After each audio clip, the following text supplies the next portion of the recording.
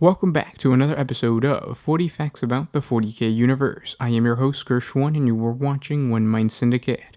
Today we talk about Magnus the Red as we get into his ascension to Demonhood. If you're new to the channel, subscribe. We post Warhammer 40K content every single day, and if you have any suggestions, comment down below. But with that said, let's get into 40 facts on Magnus the Red's ascension to Demonhood. Magnus the Red, also known as the Sorcerer of Prospero and the Crimson King, was unique amongst his brother Primarchs. While the Emperor's sons were transcendent beings, forged not just of physical matter, but of psychic force. In some, this quality channeled into superhuman physicalities, but in others, it held the power to manipulate the warp, either directly or subconsciously, as a prophetic foresight, an unnatural stealth, or an aura of majesty beyond mere mortals. But above all his brothers, Magnus the Red was the most gifted, a psyker of prodigious power. It is said that alone amongst the Primarchs, Magnus met the Emperor in the realm beyond, long before they met in the flesh. Magnus's very essence boiled with psychic potential, to the extent that his physical form seemed likely to be more of a matter of will or a reflection of a deep spiritual imprint than the mere physical constraint. And those who fell under his cyclopean gaze would feel their thoughts and substance to be more opaque than glass, and their innermost secrets laid open beneath the Crimson King's stare. In battle, Magnus the Red fought like a mythical god. Fire covered him and followed in his wake like a burning cloak, and solid matter was unmade with simply a gesture. Armies of mere mortals, powerless before him, would fall to their knees, weeping as their nightmares danced before their eyes. It was said that the paths of the future were laid bare before him, and no artifice or subtlety of warcraft could deceive the Primarch of the Thousand Suns. Such power came at a price of suspicion and fear, even by those who called him brother. But destruction and war was only a means to an end for Magnus. He possessed a supreme intelligence and a hunger for knowledge. He saw himself and his Astartes Legion as creators of the future. Others might think of themselves as working for the betterment of mankind, even of being bearers of the Imperium's ideals. However, Magnus saw another path. To him, the Great Crusade, and each step on its bloody path, was a step from the darkness of ignorance into the light of reason and knowledge. Beyond this, he also saw a second ascension, that from the mundane confines of the human mind to the transcendent potential of a psychic race. It was his obsession and belief which drove him to achieve all that he did, and also which would claim him and his legion for a future of damnation. And it was this ability to control the great ocean of psychic energies that was the warp that led him to his undesired ascension into Demonhood. It all started when Magnus foresaw the treason of his brother Primarch Horus, and in an effort to warn his father, he set in motion a series of events plotted by the Chaos Gods that would lead the Crimson King to turn against his own father. When Magnus used forbidden sorcery to communicate with the Emperor of Mankind about the impending civil war, he accidentally destroyed the sacred shield around the secret chamber that held the Webway Project. This accidental destruction spoiled the Webway Project and forced the Emperor to call Magnus to Terra in order to explain his actions. The already corrupted Horus twisted the Emperor's orders and instructed Lemonruss, Primarch of the Space Wolf Legion and bitter rival of Magnus the Red, to destroy Magnus's homeworld and put an end to the sorcerous deeds of the Thousand Suns. In the meantime, Magnus had finally come to realize that while his visions of Horus's betrayal were true, he was used as a pawn by the Chaos God Tzeentch, who coveted Magnus for his impressive power and his future role in the Imperium. Magnus understood that the forthcoming clash between the Space Wolves and the Thousand Suns was also part of a chaotic plan to destroy two loyalist Space Marine legions. He decided to sacrifice the Thousand Suns and himself, rather than be the unwilling puppet of chaos. For this reason, he did not forewarn the people of Prospero, or his own Astartes, of the incoming Imperial assault. He actually placed a psychic veil over the planet so his legion would not have knowledge of the approaching invasion fleet. He did not order the manning of the planetary defenses, and he sent the legion fleet of the Thousand Suns away from their home star system. As a result of the Primarch's actions, the Imperial assault on the world, remembered as the Fall of Prospero, took the Thousand Suns by total surprise. Raining death down from orbit, the invading force reduced the unprotected planet to a burnt-out slab of rock. Because the prosperous capital city of Tisca was always protected by an impenetrable psychic shield generated by the sorcerers of the Thousand Suns, the Space Wolves knew that the city would have to be taken by force.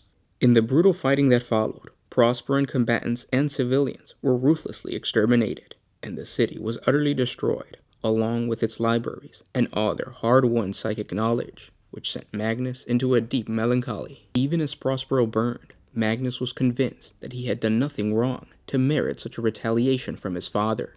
Changing his mind about his inactions, he took to the battlefield and broke the Space Wolves' assault with his great psychic powers, eventually meeting his brother Lemonruss in melee combat. The Crimson King and the Wolf King met in battle, with the fate of an entire world balanced on the outcome, and they fought like gods of ancient Terran legends. Lemonruss rained down blow after blow on Magnus, shattering his horn breastplate, and in return, Magnus struck his brother with a searing blast of cold fire that crackled his armor and set light to his braided hair. The Wolf King's frostblade struck at Magnus, but his golden power axe turned the blow aside as they spun and twisted in an epic battle beneath the madness of a blazing storm of sheet lightning and pounding thunder. This was a battle fought on every level, physical, mental, and spiritual, with each Primarch bending every ounce of their almost limitless power to the other's destruction. Magnus used his powerful psychic magic, battering Russ with fists of telekinetic force, wreathed in fire and lightning. Yet Russ was a Primarch, and such powers had little effect on him, except to drive him to a greater fit of rage. The two enormous wolves that accompanied Russ leapt upon Magnus, fastening their jaws on his legs. Magnus slammed his fist into the back of the Black Wolf's head, driving it to the ground with a strangled yelp, its skull surely shattered. With a bellow of anger, Magnus tore the White Wolf from his leg and hurled it away over the head of the army at Russ's back. Magnus and Russ were locked in battle high above the causeway to the pyramid, the ferocious horror of their struggle obscured by ethereal fire and bursts of lightning. A flare of black light erupted, and Russ cried out in agony. His blade lashed out blindly and struck a fateful blow against Magnus's most dreaded weapon, his eye. Magnus reeled back from the Wolf King, one hand clutched to his eye, and his shattered arm crackling with regenerative energies. As broken and bloodied as Lemonruss was, he was brawler enough to seize his opportunity. He barreled into Magnus and gripped him around the waist like a wrestler, roaring as he lifted his brother's body high above his head. All eyes turned to Russ as he brought Magnus down across his knee, and the sound of the Crimson King's back breaking tore through the heart of every Astarte of the Thousand Suns. The Wolf King howled his triumph to the blackened heavens. Russ dropped Magnus to the mud and brought the Frostblade around to take the head of his defeated brother. Lemonruss's blade swept down, but before its lethal edge struck, Magnus whispered eldritch words of power as his body underwent an instantaneous dissolution, its entire structure unmade with a word. Magnus gave the last of his strength to save his sons, accepting aid from the Chaos God Tzeentch. Tzeentch teleported his beloved and infamous City of Light from the surface of Prospero and through the warp and into the Eye of Terror to rematerialize upon the demon world known as the Planet of the Sorcerers. This new world preserved all their precious knowledge hidden within its libraries that the Thousand Suns had gathered from all across the galaxy during the Great Crusade, and the Thousand Suns were saved from their enemies at the cost of their souls. Magnus had willingly sacrificed the flesh that had contained his essence, and in doing so had ascended to a more evolved form of a demon prince, one free of the constraints of morality and the limits of reality. He now appeared before his surviving sons as a large humanoid form with powers of infinite possibilities and brilliant wings of shimmering warp fire. Magnus the Red had become the first of the demon Primarchs, and later he would ascend further to become a Lord of Change, a greater demon of Tzeentch. And those were 40 facts on Magnus the Red's ascension to Demonhood. I hope you guys enjoyed this video. If you did, don't forget to share it with your friends on Facebook, Twitter, whatever social media you guys use, and thank our patrons on Patreon. Link in the description if you guys want to contribute. It's $1 a month and it helps us create more videos. If you can't, again, just liking, commenting, and sharing helps out the channel. Now you guys are going to see that this is a bit of a redo. I wanted to separate each individual demon Primarch from the major Demon Primarch video, just in case if anybody's looking up the specifics of Magnus the Red, they could just look at this video and they don't have to watch the entire like 30 minutes to 45 minutes of the other stuff. So this is just a quick, concise video on Magnus's Ascension. I hope you guys enjoyed. But with that said, I'll talk to you tomorrow. This was Gershwin with OneMindSyndicate, signing out. Always